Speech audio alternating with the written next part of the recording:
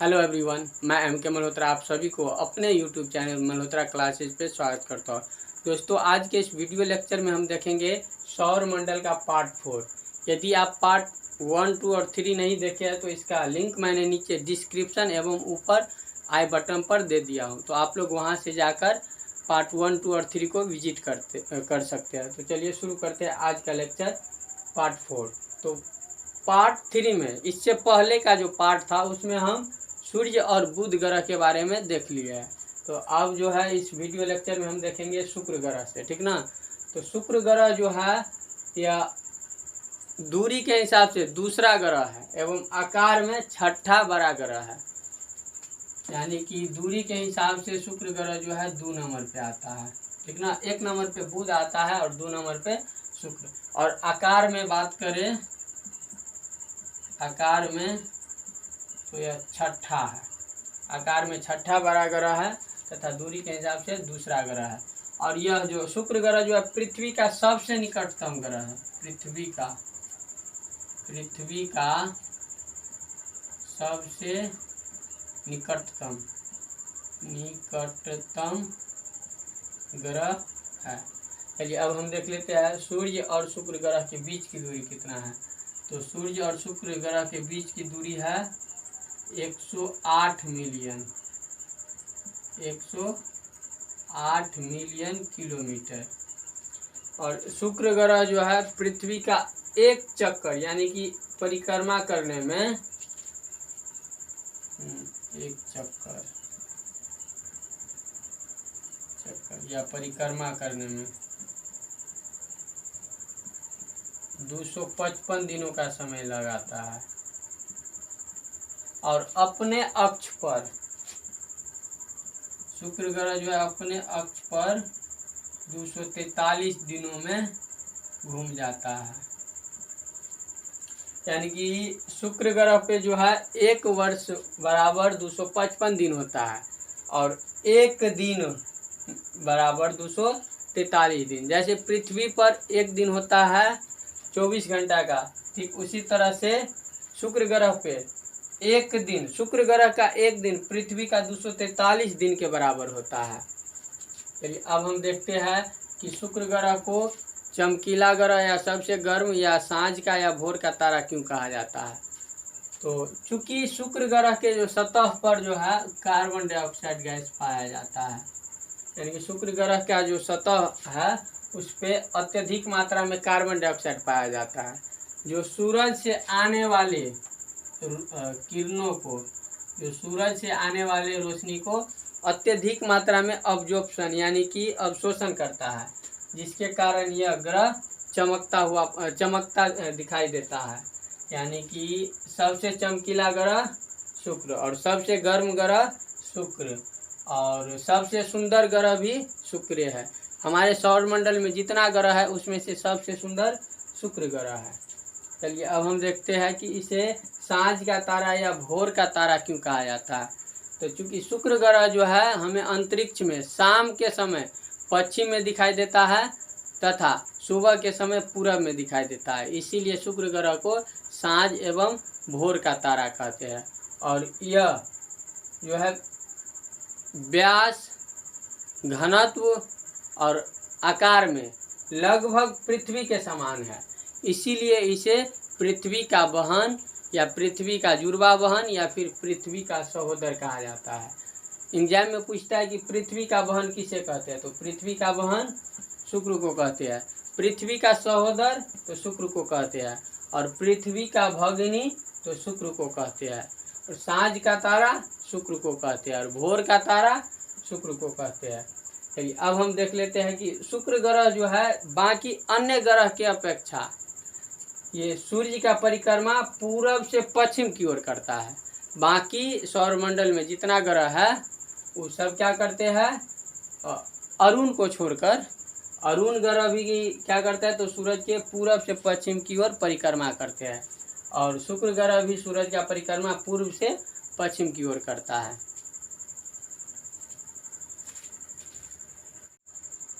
शुक्र ग्रह के वातावरण पे सल्फ्यूरिक अम्ल की मात्रा अत्यधिक पाई जाती है। यानी कि शुक्र के वातावरण में सल्फ्यूरिक अम्ल की मात्रा अत्यधिक पाई जाती है।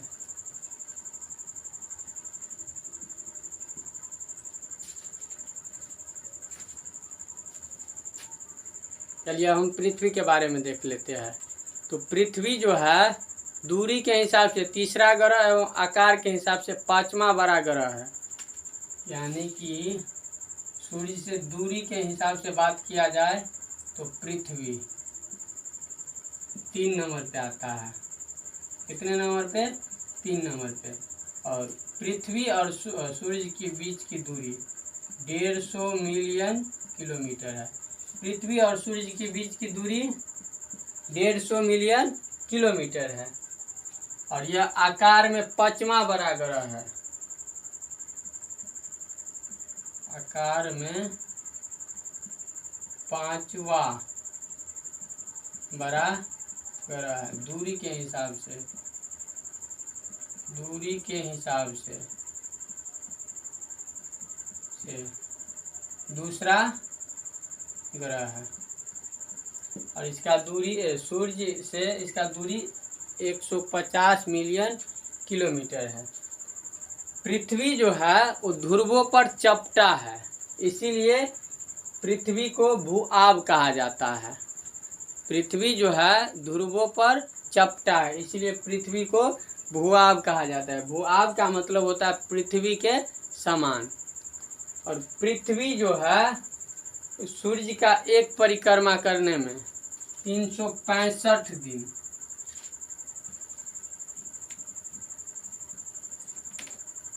यानी कि परिक्रमा करने में 365 दिन और 6 घंटा लगाता है। यानी कि सूरज का एक परिक्रमा करने में पृथ्वी को 365 दिन 6 घंटा लगता है और यह अपने अक्ष पर सूर्य जो है अपने अक्ष पर पश्चिम से पूर्व 1610 किलोमीटर प्रति घंटा के रफ्तार से 23 घंटा 56 मिनट और 4 सेकंड लगाता है। पृथ्वी जो है अपने अक्ष पर पश्चिम से पूर्व 1610 किलोमीटर प्रति घंटा की रफ्तार से 13 घंटा 56 मिनट और 4 सेकंड में पूरा करता है। चलिए अब हम इसका जो पृथ्वी का विषुवत रेखीय व्यास देख लेते हैं। विषुवत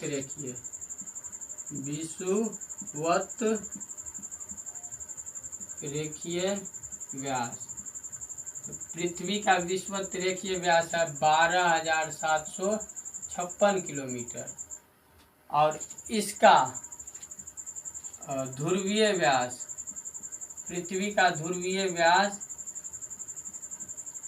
12,714 किलोमीटर है। यदि इस दोनों का अंतर देखा जाए, विषुवत रेखीय व्यास और ध्रुवीय व्यास का अंतर, तो अंतर आता है 42 किलोमीटर। देखिए हमारे सौर मंडल में जितना ग्रह है उसमें से पृथ्वी ही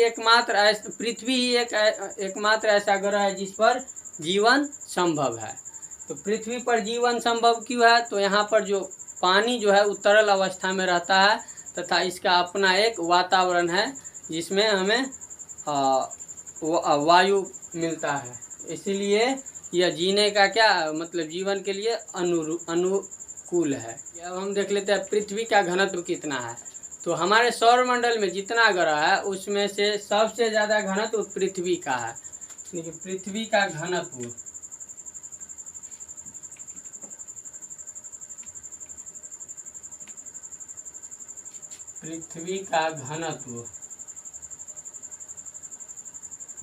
इसका घनत्व 5 ग्राम प्रति क्यूबिक सेंटीमीटर है। पृथ्वी का घनत्व सर्वाधिक है, जो कि इस प्रकार 5 ग्राम प्रति घन सेंटीमीटर। चलिए अब हम देख लेते हैं पृथ्वी अपने अक्ष पर कितना डिग्री झुका है तथा वह अपने तल पर कितना झुका है। तो पृथ्वी अपने अक्ष पर 23.5 डिग्री झुका हुआ है और वह अपने आधार तल पर पृथ्वी अपने आधार तल पर 66.5 डिग्री झुका हुआ है। देखिए पृथ्वी पर, चूंकि पृथ्वी पर 3 भाग में, पृथ्वी का जो भाग है उसका 3 भाग में जल है, इसीलिए जल की अधिकता होने के कारण, जल की अधिकता होने के कारण पृथ्वी को नीला ग्रह कहते हैं। पृथ्वी पर जल की अधिकता होने के कारण पृथ्वी को क्या नीला ग्रह कहते हैं।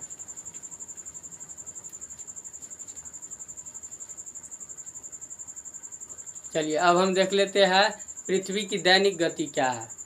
तो पृथ्वी जो अपने अक्ष पे घूमता है, जिसके कारण पृथ्वी पर दिन और रात होते हैं, उसी को हम लोग पृथ्वी की दैनिक गति कहते हैं।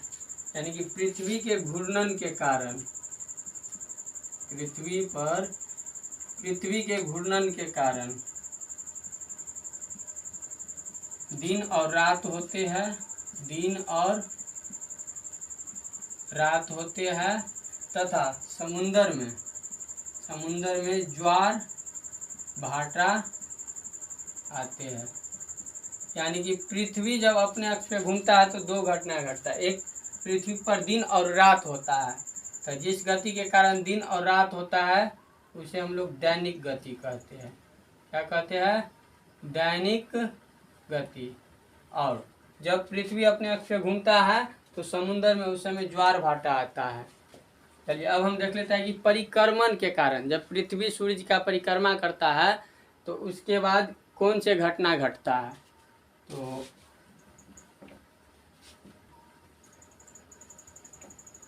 परिक्रमण के कारण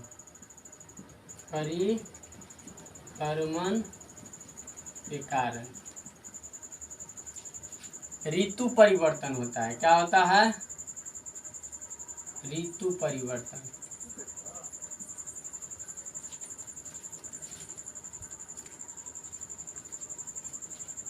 परिक्रमण के कारण पृथ्वी पर ऋतु परिवर्तन होता है।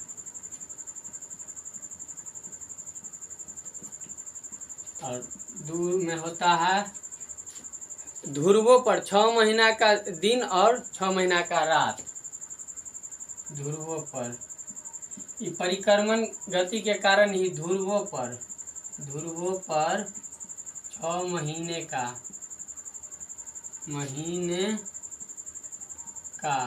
दिन एवं 6 महीने का रात होता है। और इसी परिक्रमण के कारण ही दिन और रात की लंबाई अलग अलग होती है। दिन और रात की लंबाई अलग अलग होता है। चलिए अब हम देख लेते हैं कि सूरज के अतिरिक्त, यानी कि सूरज के अलावा पृथ्वी का सबसे नज़दीकतम तारा कौन सा है। तो सूर्य का अलावा पृथ्वी से सबसे नज़दीकतम तारा है प्रोक्सिमा सेंचुरी, निकटतम तारा। सूर्य के अलावा, सूर्य के अलावा सबसे निकटतम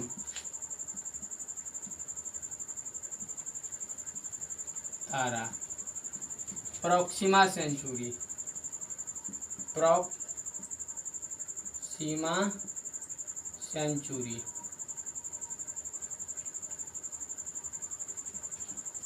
जो हमारे पृथ्वी से, इसका जो हमारे पृथ्वी से प्रोक्सिमा सेंचुरी की दूरी है 4.22 प्रकाश वर्ष दूर। प्रकाश वर्ष दूर पर प्रोक्सिमा सेंचुरी का जो दूरी है पृथ्वी से 4.22 प्रकाश वर्ष दूर। और सबसे चमकीला तारा, सबसे चमकीला तारा, सबसे चमकीला,